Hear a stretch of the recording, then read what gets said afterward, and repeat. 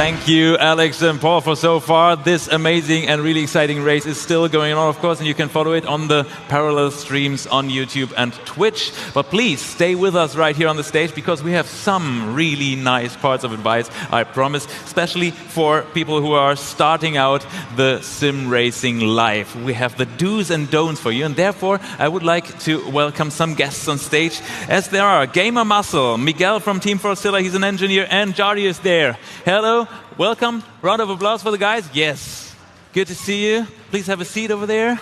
Hey, good to see you. Good to see you. Come on. Okay, let's sit down and have my seat. Come on, we don't have this discussion now. How are you guys doing, first of all?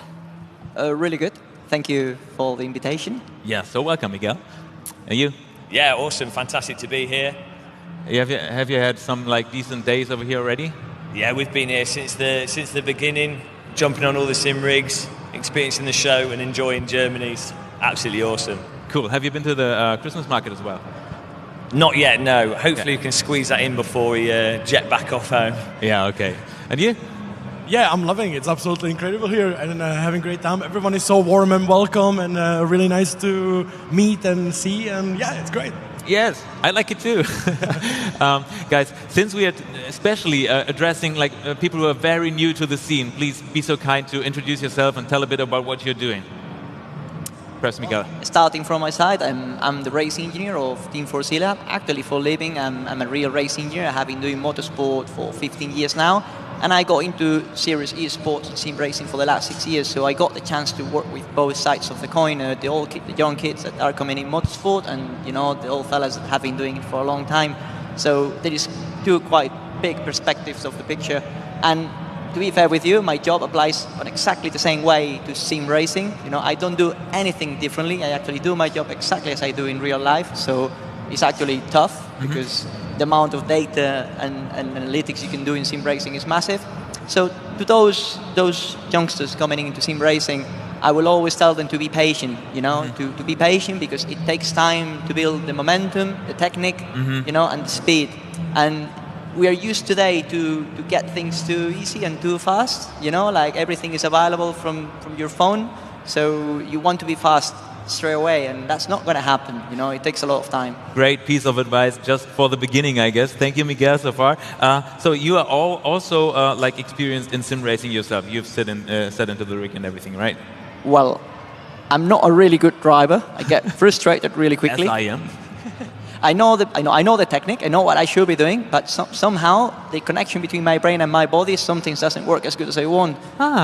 I think this spot probably, like from the brain to the hands and everything, there's something in the neck which doesn't work. I experienced that myself. Okay, so perhaps you may introduce yourself now. Well, I'm James West. I run the GamerMuscle YouTube channel, which I founded in 13-12. So I've been sim racing a long time before computers. Started on a stone wheel. But yeah, I did run a YouTube channel, basically taking the less serious side of sim racing, having fun, and pretty much dedicated to complaining about force feedback and just winding everyone up, really, but enjoying it. It's all about having fun, I think, for me with the sim racing, and that's our community side of things. Also having fun, great piece of advice over here already. And you? My name is Jardier. I'm doing sim racing for the past 16, 17 years, and for the past 3-4 years I'm doing YouTube and streaming of the sim racing, doing esport and other videos about racing and racing games. Okay, so racer, content creator, professional complainer. Yes. And also we have a technical engineer over here.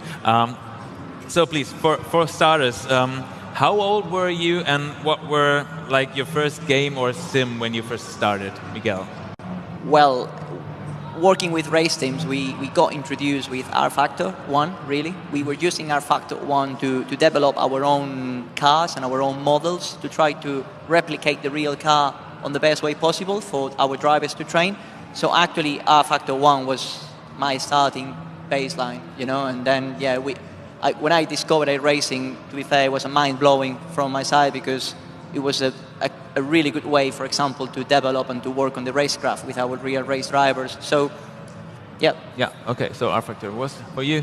Oh dear, how far back do you want to go? We're talking tape drives and loading on Commodores. As far as possible. Atari ST, maybe like Nigel Mansell's, what was it, World Challenge or World Tour? Honestly? But, yeah, going back, that was when I was little. It's all the demo discs off the magazines because you couldn't buy the games, they're too expensive. But more recently, when I got into sim racing properly with a steering wheel, it would have been GTR 2, Live for Speed, Richard Burns Rally, all those kind of games. So that would be around about 2006, 2007, where I got into sim racing properly. At what age? At what age were you at? What age? I would have been 20 in my 20s. So I think 19, 20s. I mean. Yeah. Okay. So that was the time you started also to take it serious somehow, or was it just fun at that point? Well, I wouldn't ever take anything serious, to be honest. But no. In terms of putting too much time into an unhealthy amount of time into sim racing. Probably after that, actually, when I got into sort of doing more of the YouTube stuff, getting a sim racing cockpit, getting a Thrustmaster T300, and then Assetto Corsa especially was when I really got into it. And moving on from that, all the games that came out after Assetto Corsa. Okay, Jardier, what was yours? I think I remember when I was like a really kid, like having like an Atari computer or something like that, a Commodore or something, when you had little pixels driving around. Yeah. But like a proper first memory when I remember a game was on a Sega Mega Drive console. It's like 1993, 1994, something like that. But as you were saying, it's very nice to say when you had first sim racing wheel and when you get like a proper into sim racing was in 2004 with Live for Speed. Okay. I was 16 back in the day, yeah. And then obviously that was my first wheel was Logitech Driving Force Pro, then upgraded to G25 and so on. G25, yes. What a wheel. Yeah. So yeah, that was it. Yeah, obviously played all the GTR games and Gran Turismo and everything, but my first wheel and first online experience actually was since 2004, 2005. From nowadays point of view, was that crappy, or was it like still? Would you say still you could like drive a decent route with it? Like if I think about it back, it wasn't too bad. Like I was playing Live for Speed, and the only bad, like the netcode and everything was actually very good. The only thing was bad that when you crashed with someone or with the environment, you usually flew in a space somewhere. You know? Yeah. But it was really good. I think it was a very good experience back in the day. I wouldn't say it changed too much. Maybe just the damage, not damage model, but the contact model with the cars and such is a little bit better improved now in the games. But yeah, it worked very, very well. That is nice. If you could give like a piece of advice or recommendation for people who start out sim racing right now, which kind of wheel, for example, would you recommend? Would you recommend like already very expensive gear, or just get in touch with it with something cheap and then improve or something? Please tell. Well, I would recommend to start from something solid. You know, I think that there is brands in the market which, especially now, they are offering a direct drive for a sensible price, like Logitech or like Thrustmaster. So I would say those two can do a perfect job to start with. You know, and as well they offer fine tuning within the range. So that's a good starting point for me. Yeah. Okay. You can discuss that topic, of course. I would say realistically, if you're not prepared to drop at least a couple of £1,000s, you've got to go in there deep. So like 15k, you need a motion rig. D-box solution maybe. If you go in like gentle, you're wasting your time. You've got to go all in. But no, seriously, I think. What is your margin? One of the things that I think is actually lacking is like more lower end wheels. Like this is why we have the passion for the G25. But still now, if you're starting out now, you've got that initial phase where you don't know if you really like sim racing. So you've got that test phase where you need to find out if you really want to put the time into it and if you actually do enjoy it. And for that initial phase, really you're sort of looking at the Logitech G293, the Thrustmaster T300 is especially good. I don't know which there's like different there's T300, but there's a couple, but they're the same wheel. Yeah. So Google starting that, off with that, yeah. And then once you know that you're going to waste a lot of your life playing driving sims, then it's worth committing yourself to any of the direct drive solutions. To be honest, all of them are really pretty decent and good enough to get you something that can feel like a real car steering wheel and give you the range of control options. And the really great thing is, even though DD wheels and high-end pedals can cost quite a lot of money, they do hold their value. So you know it's not a risk for you financially buying them because you know that you like sim racing, But if you do get tired of it, you can put them on eBay and you probably get your money back. So yeah, especially since like the material is like really rare at the moment, and so it's hard to get like new stuff, right? Exactly. Yeah. Yeah. Okay, Jardier. I must say I really don't envy new drivers coming to sim racing now, because, like, let's say back in the day, in early 2000s, it was much simpler because you had like one, maybe two wheels on the market. Yeah. You had Driving Force Pro or G25, some Momo old wheel, and it was literally it. That was literally it. So it was very simple. If you wanted to sim race, you had to buy this wheel, and that was it. But now you have hundreds of wheels to choose from 200 euros to 20,000. And I really don't envy newcomers playing. Mm-hmm. And I think I would agree with James. I would really, as a newcomer, if I play on a keyboard and have nothing else, I would definitely recommend something like T300, some lower Logitech models, then find out if you actually like the sim racing and such. And it's one of the things in the sim racing that is so difficult, right? Because when you want to play some Call of Duty, Counter-Strike, you just have a mouse and keyboard and you can play right away. But when you want to do flying sim or sim racing, you have to literally spend a lot of money to actually get into it. So that entry level is very, very difficult. But I think it's good to start with something reasonable. Like, as James said, I agree with basically every single wheel he said. A really interesting point, actually. One thing that I miss now being spoilt with awesome sim rigs is there's that really good point when you've just got a wheel on a desk with your pedals under your desk. The fact is you can then jump from sim to sim if you install mods. You can actually, when you've just got a little bit of free time, I mean, a lot of people, you've got kids or family or your partner and, you've got to get that. You've got 30 minutes. Well, having a whole sim rig is a bit convoluted, but a wheel to the side, stick it on your rig and away you go is actually a fantastic solution. Yeah. And then what you were saying about it being easier in the past and what was made it easier for us as oldies, I think, is we sort of grew up with the technology growing up as well. So it was like, well, the Momo Black's the only wheel on the market, really, that's the best one. And then, the G25's come out. And then, oh, no, there's a T500 now. Look at it, rotates and it's a bit stronger. And then, oh, look, DD wheels are starting to come out. So we have this obvious path and progress. Mm-hmm. Whereas people come into it now, it's like, oh, my, you walk through the Sim Racing Expo halls and it's like, how many wheels? It's crazy.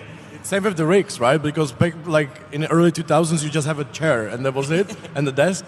And then 2010 or 2011, you had suddenly GT Omega and some other types of rigs, and you could sit a little bit more comfortably than on a garden chair. And now we have all these like 80-20 rigs and motion rigs and everything, and it's more and more money. So yeah. Well, I will say so. Then, I mean, people need to know that a better wheel or better rig is not going to make you faster. You can go as fast as the best with the G25, and it's impressive what some people does with a gamepad. Mm-hmm. They actually go stupidly fast with a gamepad. Mm-hmm. So, that's a clear point. You got whatever you can get or afford, just dedicate to it, put time, put effort, and you can be as fast as anyone. You don't need to spend a lot of money on it. We will talk about your practice advices later, of course, we will do that. But talking about advices, I would first like to know which was the first and which was the worst piece of advice you got from anybody. You can also name that person if you like, but you don't have to. So, is there one special you can think of? I think if I can start, I think sure. The best advice was really educate yourself and do the practice, because if you really want to improve, it's same as in a real world basically. If you want to get faster lap times, you have to understand some things, how to get there. So how to drive, how to do a proper line. Also later, if you want to improve with your setup, you also have to search and educate yourself. So it's the same if you want to be smart in real world. If you want to read the books and stuff, I think it's very, very good, and it helped me a lot in the past reading about this stuff, and it was super, super important. And the worst advice was no practice and don't do anything, just drive. So I totally disagree with you. Let's have a fight. No, so I would say it depends on the approach of it. I think there's a huge amount of value to going, right, let's just play around with things initially. Let's just mess around with settings. Let's see what you like, what you don't like. Don't get lost in being like, well, I have to do it this way because that's what this pro said, or that's what that pro said, or that's what the developer said. It's like, mess around with it yourself for a bit, get a feel for things, see what you like, see what you don't like. But actually what Jardier did, what he said, and at some point, if you do want to be like an esports pro, you want to be decent, settle down on something and then take the advice in, and then if you've got something to work towards, But I think the mistake is to think that every single player might need that hyper-structured pro approach. Some people might not want that, and some people might want that. So play and enjoy it, but also maybe settle down and stick to a regimented. Yeah, I think it's also like important to set like some reasonable goals, because now a lot of people they come into sim racing and they see all these sim racing pros who do it for 10 years and they are driving every single day for several hours. Like we see right now, guys driving the GT500, and it's people put so much pressure on them because they're like, oh my god, I'm 5 seconds off the pace and I should stop. And I think you should be putting some better goals for this, like not focus too much on the super pace, but be consistent and things like that. Okay, what's your piece of advice? Well, my piece of advice will be that basically, what was the question? No worries. So first question actually was what was the worst piece of advice you got? So also to you again, was there something you from nowadays looking backwards would be something you'd say, that was definitely not needed, or that was a bad piece of advice? Yeah, exactly. I just remember what I want to say. I was listening. So basically, everybody needs his own path. I'm an engineer. Yeah, I'm focused on the technical side of it, but you're working with people, working with persons, with human beings.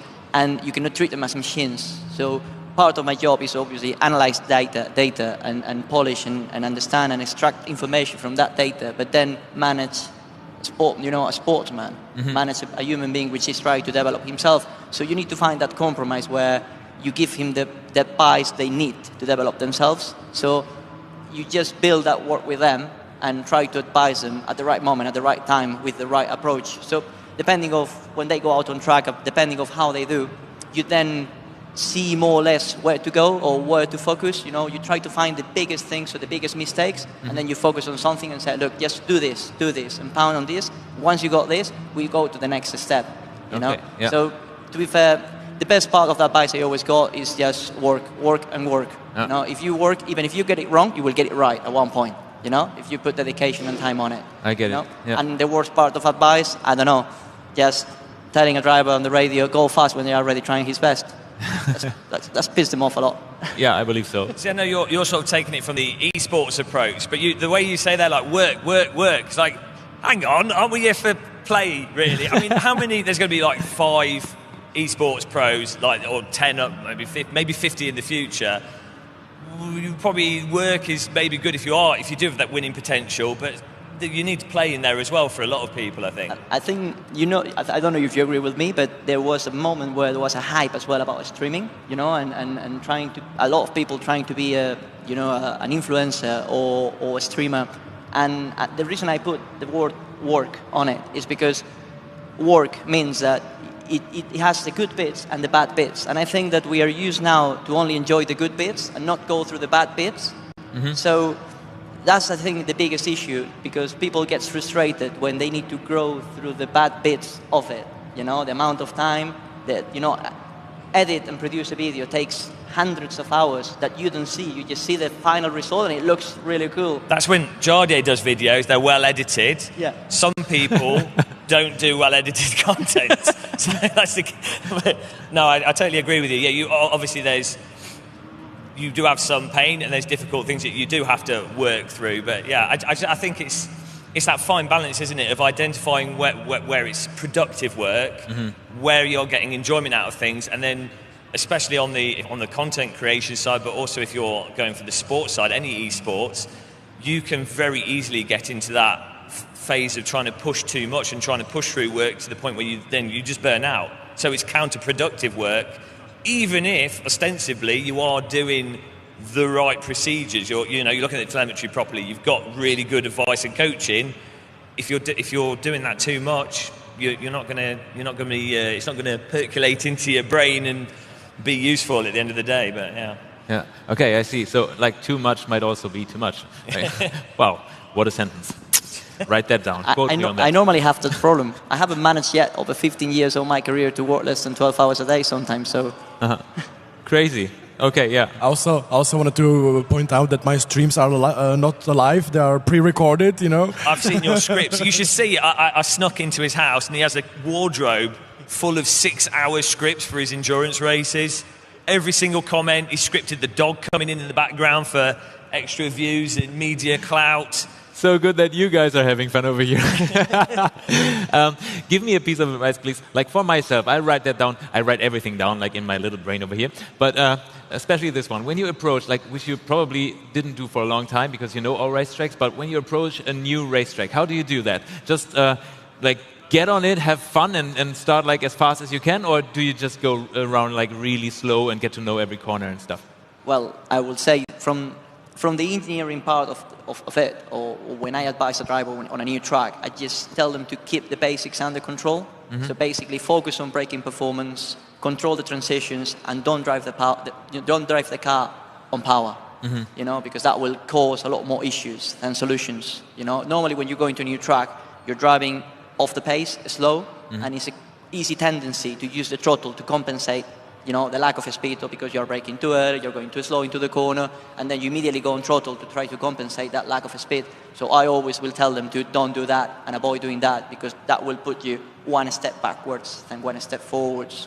Interesting approach. Okay, would you agree on that? Well, as a completely terrible sim racer that's a good 1.5 to 4 seconds off the pace. Now, I think that one of the beauties of driving simulators, you don't have tyre costs, you don't have damage costs, you don't have all these things. So I notice in real life, actually, you have that contrast between drivers that like to overdrive and dial it down, or drivers that like to build up slowly.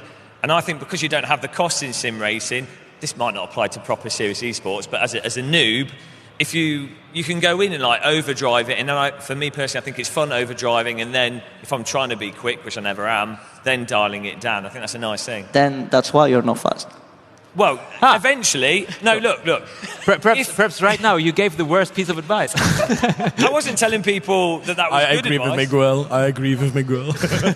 You see, I'm making friends. But who's having fun? Yeah. You know, Look at all the drifters and everything. Look at them, they're sideways with a smile on their face, and go through the booth and look at the esports drivers with beads of sweat, delicate. Yeah. I can see the audience smiling as well. Like you probably are right for 99% of everybody's behind the wheel, right? So yes. Yeah, I'm not going to advise any actual talented drivers. That's up to these guys that know what they're doing. We sports though, we tennis. But really, honestly, I think you have a case there, definitely. But Jardier, what would you say? So I basically take sim racing as a role play to real racing. So I try to approach it very similar way, even in driving and learning stuff. So when there is a track that I don't know, the first thing I do when I'm at least loading to the game, I check the map of the track. I check which corners look very dangerous, which like hairpins, fast corners, and so on. So that I put it right away in my mind, so I know when I'm approaching the thing on the track, I know there's a upcoming hairpin and so on. And then building up the speed slowly, braking earlier and everything, and just adding more throttle, because I don't like it the other way around as well. Because in a real road car as well, you can't press escape, you can't do it again. But obviously in a sim racing, as James said, you have the advantage in unlimited tires, unlimited fuel, so you can just go a little bit faster, risk a little bit more. But I think the building up the speed is very good, because it will also prepare you if you ever get with your road car, or if you get the opportunity to drive in a race car on a real racetrack, you have to approach it this way as well. So for me, it really works, and I really like it, because you know, it's the same like playing World of Warcraft or something. You are in a completely different role play, you're a magician and whatever. And then sim racing for me is exactly the same. I'm trying to be a racing driver, playing as a racing driver, so I try to approach it very similar way. So learning from the best and learning how to do it. That sounds reasonable to me, at least. Talking about practicing in general, what would you recommend for somebody who's new in the game? Like practicing with an AI, for example, or immediately drop into online racing? Or how would be your approach to the game? Whatever feels more comfortable for them. I think it needs to be something you are aiming to do every day. You know, like you've got passion and you got the aim to do it every day, but you don't want to do it too much. You don't get fed up with it. So either way, either offline, online, I think is good. Sometimes, obviously, if you jump straight away into the online and you're too far off the pace, or you're crashing too much, you get frustrated. So, obviously, I think for me, a ghost car is using the ghost as a reference is probably the best way to build momentum and use different ghosts. You know, you try to take a ghost which is 3-4 seconds faster, you know, and you try to chase that ghost. And the faster you get, obviously, the more difficult it gets. So you try to obviously get that step by step. Well, I totally agree. I didn't think I would, but no. Actually, one of the another friend. no. What I think is really interesting is obviously simulators have ways to train that you couldn't have in reality that are way more clear.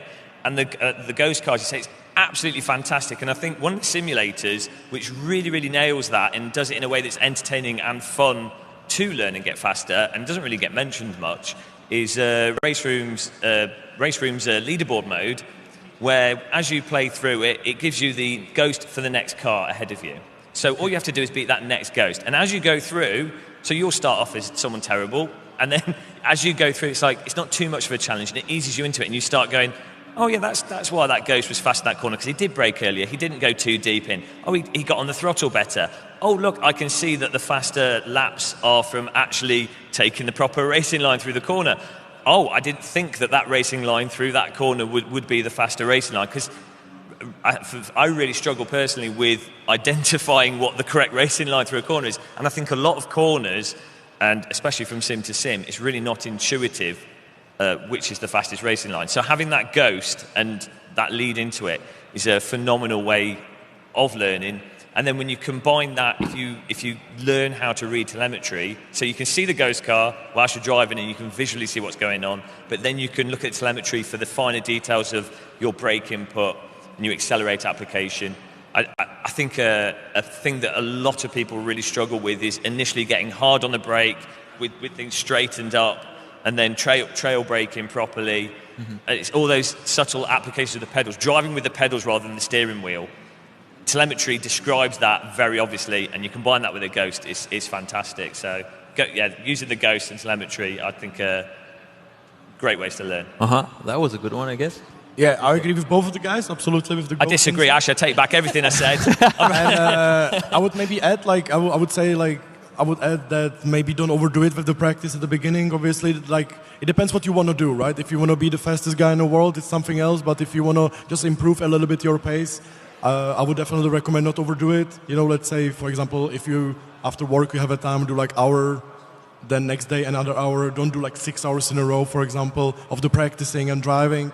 Also, right now, because we were talking about influence and content creating, there is almost everyone who is fast in sim racing, almost every single game, they are doing videos, they are doing hot laps, they are even showing or selling setups and such, and they are doing very helpful videos where you can literally just watch one lap how they drive. And that's what I did when I was a kid. I was watching real onboards of the real racing, and it massively helps you to memorize the track, memorize how to drive. And I think in sim racing this is something that's still growing a bit, or it's built new. But I think it's a really good tool, and very free and simple tool how to improve, because you will see where the guy is braking, what gears the guys are using, and immediately if you just do this and follow and try to copy what they are doing, you will immediately improve. Cool, that sounds good. Let's now talk about trash talk, please. You seem to be pros in that. No, but honestly, what was the first time? Can you remember that that someone was picking on you because of let's say driving standards are always a big discussion, for example, when people using the microscope in how you just went into a corner or over a curve or something what was the first time you realized that, and does it bother you too much, or don't you dare, or whatsoever? Please tell me your... Well, in my case, obviously, when I get involved in that kind of stuff, it's because I go to the stewards. I got involved more in real life with that, and I always say, if you're within the rules, you know the rules. You need to know the rules really well, and if you are within the rules, that's it. There is no more discussion, you know? Yeah. That sounds very adult. I know that in sim racing world it is not that easy sometimes, because people can really bully or troll on you a lot there. How do you experience that? Yeah, well, I don't know. For me personally, I mean, one of the main reasons to play iRacing is probably one of the best international language tools for learning how to shout at people abusively and get used to that. And didn't know Italian swear words, Greek swear words. I've learned quite a bit of German, all from iRacing. Yeah. So that. Go ahead, like if you want, just let them out. No, we got kids watching. Okay. Yeah, there's a definite skill to how you can use a microphone to get your message across in a race. Mm-hmm. But yeah, as for the stewarding and complaining, I think there is sometimes a bit of an issue where some people don't seem to know the difference between if you're doing an esports event where there's a big prize and there's a whole thing behind it where the result really does matter. So people need to push the penalties as if it's like a proper race. It is a proper race. That's one context, but I think a problem in sim racing is you have events where it is literally casual racing and it can actually destroy the organisation of leagues and make it impossible to manage leagues because people are complaining about really petty things rather than going, we're here to race, we're here to have fun, let's move on and let's just do the next event and let some things slide. It really doesn't matter. Can you tell about a I don't know, specific story? Well, I mean, Jardier, you're pretty known for being angry, complaining. I can't believe that. No, honestly, like I think it's very important to. It depends what are you racing. It's something else when you have an incident in esport race where you're racing for 20,000 euros, or when you're doing just a simple league race or daily racing. And I try to approach it in a similar way. Like if somebody crashes me in a normal race or in a normal way, it really depends how you get crashes. If somebody misses braking by 300 meters and takes out half a field, you might get a little bit too mad compared to when somebody just microscopically touch you and you're fighting side by side and it results in an incident. You might even laugh about it because it was fun. And I try to approach this in a fun way. Like I think it's very important to have, because it's not worth it. It's the stress. It's a game. You're enjoying the game. You want to play the game, and incidents happens. Not everyone is the perfect. So I make mistake, you make mistakes. So it's completely fine and justified. And even in esport level, obviously, it depends what happens. Because in the esport level, you have some incidents that can piss you off, and then you have incidents which are completely reasonable because it's same as real racing. You have to put some elbow out and something happens, but when you are really driving reckless, then be prepared that somebody will be mad at you. I think you raised quite a good point there, but I think there's also the thing of not everybody, like different people will come into the race with different attitudes, and you have to be aware that different people are coming into the race with different attitudes. So someone might be having a really, really serious race, and someone else might be having a less serious race from their perspective, and you have to be aware that you don't want to ruin that person's fun that's having the more serious race by you not being serious, and they have to realise that other person not being serious is like, so you really have to sort of accommodate other people's and how they're approaching things. And I think we really noticed that as live streamers and content creators, we'll have been doing certain things where we're doing a live stream and it's maybe trying to be more entertaining, and there might be someone that's a fan of the channel, and for them it's like, oh my god, I'm racing in this thing, it's really nice to be racing with the content creators, and it's a high adrenaline, and it's really exciting for them, a really big thing. Whereas we've been doing so many races, you might sort of take that for granted. So it's, as with everything in life, I think you always have to be aware that everyone has a different perspective, that they're coming to things, and be accommodating of different people's views and feelings at the time of when things are happening. So I'm gonna be the boring lad, and here, which camera is actually recording? Oh, that one. The red light. Okay, respect and discipline, kids. That's all about. Hang on a minute. He's got a whip. He's got a whip back there. He's gone Victorian head it's teacher. Let's get back serious, guys. Come on. Let's talk about in-game assists. Like, because for beginners, they might be like making the game a little bit easier. But at what point would you recommend to like get rid of them and get into like real skills or something? Or wouldn't you recommend them at all? What would you say? I personally had quite a lot of fun with Formula 1 games. I was really surprised when I think it was the version from 2019 and even the one now, 2022. I had fun without getting frustrated for not driving properly well. I think if you go to the higher levels of simulation, you can get frustrated really quickly. Mm-hmm. So you need to start with, a few of the systems, anti-brake locking, traction control, ABS, all those things help a lot to just get into it step by step. Okay. Yeah, I totally agree. I think it's when you're just starting out, you need to get people, you need them to get hooked on sim racing, and so you need to get rid of those things that are really difficult to understand, the counterintuitive things, especially for very new people. Like even stuff like basic gear shifting can be really hard. I say like locking up, or even having easier setups where the brake bias is maybe further forward, especially for gamepad players. And assists are great for gamepads, but I would say once someone's got past that very initial starting point, the assists will start really ruining things for you. So assists for very new players, but then I'd say once you've passed a few hours or like a week or 2 weeks of playing and you know you like it, I mean, it's different time. It takes a different amount of time for different people, but once you sort of get into it, then I'd say I try and turn most of the assists off, unless it's like a GT3 car where actually, this is quite a common thing that people don't understand, is that you drive a real GT3 car with TC to save the tyres, or it's just how the cars are designed to be driven. The setups are built around those assists. So driving the cars with how they're actually designed to be driven, with the assists they're designed to be driven. But yeah, you will be surprised how the braking looks on a GT3 with ABS on. But yeah, also a really good thing is, and this is actually a mixed thing, is the whole racing line thing. Personally, I think it's actually better to not have a racing line, because you end up just following the racing line when you're learning, rather than paying attention to the track and the brake points and looking into the distance. You could just be glued in front of you. So, but then again, if you're very new and you're just starting out and you're just trying to have a quick race with your mates to get hooked on it, then a racing line might actually be the right thing. So, okay, yeah. No, I fully agree with you. Racing line is the worst thing you can do. You need to always look really forward. Jardier, what would you say? I completely agree with the assist, because like obviously in almost every single game when you have an assist, the assists are not faster.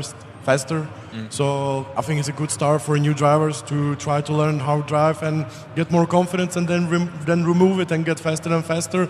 I also don't agree with the racing line. No, I mean, agree with the racing line that he drives his own racing line. that it takes the focus away, and you just look at the line and you're not learning actually anything. So I think that's one of the worst things. But other thing like ABS, TC, and like steering assist, whatever, gear shift and such clutch is completely fine by me. And I think for a new driver, it's perfect. Great, perfect. I guess it's a great last word, because we're coming to an end now. Perhaps all of you, have you just one sentence piece of advice for anyone looking from now? I'm not going to be boring now. Go hard or go home. I'm going to say life is about having fun and enjoying stuff, and being aware of enjoying stuff. Work hard, but enjoy it. Yeah, okay, cool. Yeah, I think as well. Don't focus on the lap times. Don't focus on the lap times. Work on consistency and focus on your goals. Cool. Can I change mine? No, it's over now. Sorry. Thanks, guys. That was so much fun hearing it from you, and I hope you took some pieces of advice you can really use for your sim racing life and career, and fun, of course. And talking about fun, we have a race going on, the digital ADAC GT 500, and we're heading back to, I guess, Corby or Paul and Alex now.